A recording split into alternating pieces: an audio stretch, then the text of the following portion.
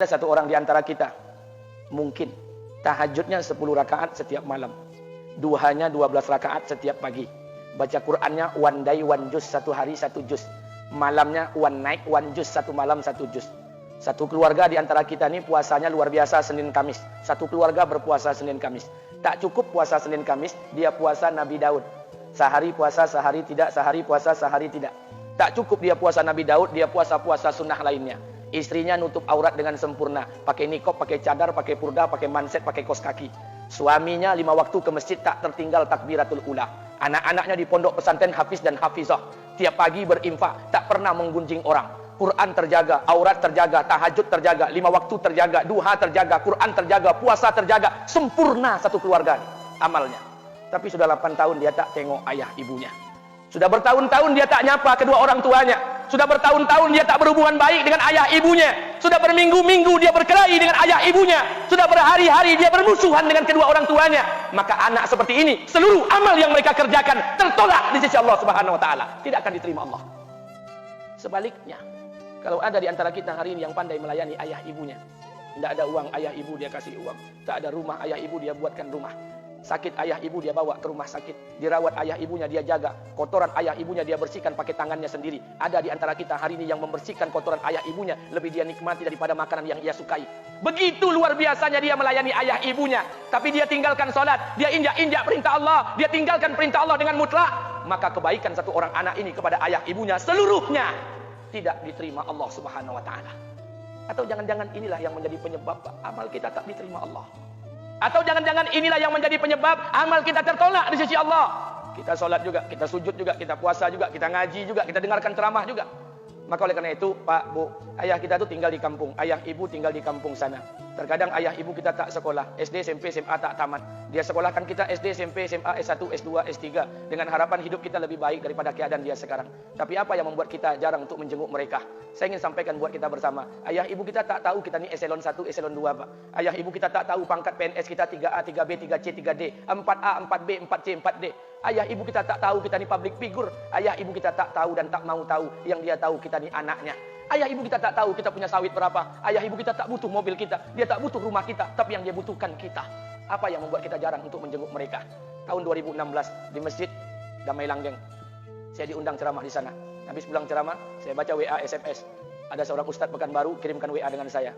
Saya baca 2 kali, air mata saya menetes. Kenapa? Karena WA itu berisi cerita satu orang ibu sedang menelpon anaknya.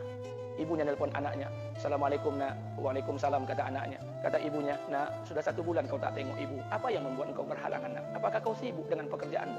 Minggu yang kedua ibunya telepon lagi. Assalamualaikum nak. Kata anaknya, waalaikumsalam. Kata ibunya, nak, ibu dapat kabar apa engkau baru beli mobil baru. Apa betul nak? Kata anaknya, betul bu. Kata ibunya, alhamdulillah nak. Ibu bangga kau pandai menyenangkan hati anak istrimu. Minggu yang ketiga ibunya telepon lagi. Assalamualaikum nak. Kata anaknya, waalaikumsalam. Kata ibunya, nak, ibu dapat kabar bahwa engkau baru beli rumah baru. Apa betul nak? Kata anaknya, betul bu. Kata ibunya, alhamdulillah nak. Ibu senang kau bertanggung jawab dengan anak istrimu.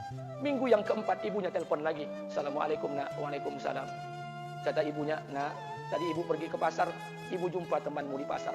Kata temanmu di pasar, temanmu banyak bercerita tentang kamu.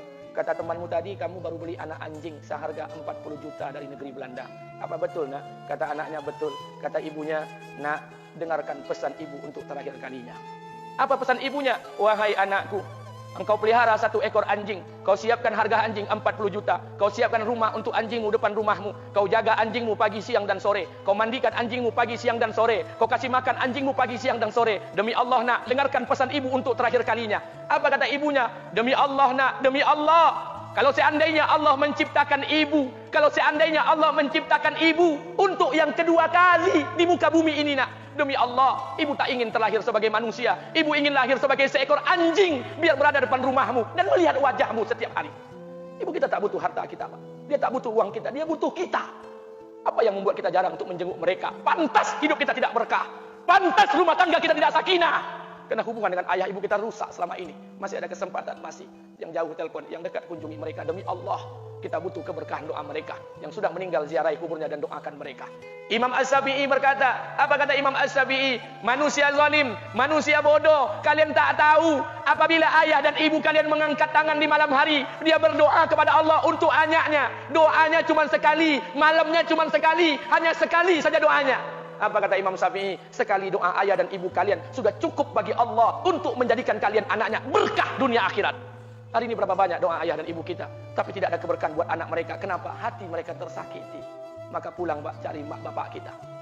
Kita punya rumah hari ini, Bu, kita punya rumah, punya harta, punya uang, punya pekerjaan, punya kekayaan, punya sawit. Kita jadi orang hari ini jadi pegawai, bukan kena sarjana kita, Pak. Kita jadi orang hari ini bukan kena otak kita. Kita jadi orang hari ini bukan kena kepintaran kita. Kita jadi orang hari ini jangan-jangan kena keberkahan doa ayah dan ibu kita yang tak pandai tulis baca di kampung sana. Cari mak bapak kita, Pak. Demi Allah, kita butuh keberkahan doa mereka. Apa guna di kehidupan dunia sementara Allah tidak ridho dengan kehidupan kita? Pantas amal kita tertolak di sisi Allah. Maka pulang ke rumah cari mak dan bapak kita yang masih hidup, duduk bersama mereka.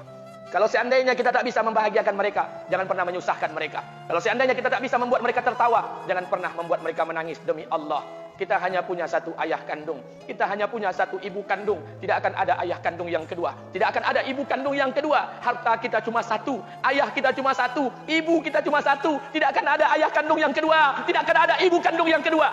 Pangkat jabatan bisa dicari, harta bisa diraih. Kesempatan membahagiakan ayah dan ibu kita hanya sekali di kehidupan dunia ini, Pak. Pulanglah. Ketika mereka memanggil, tinggalkan istri, tinggalkan pekerjaan, tinggalkan semua proyek kita. Demi Allah, datangi mereka. Kata Nabi, sesaat kalian duduk bersama ayah dan ibu kalian akan mendatangkan keberkahan. Kenapa kalian tidak duduk bersama mereka?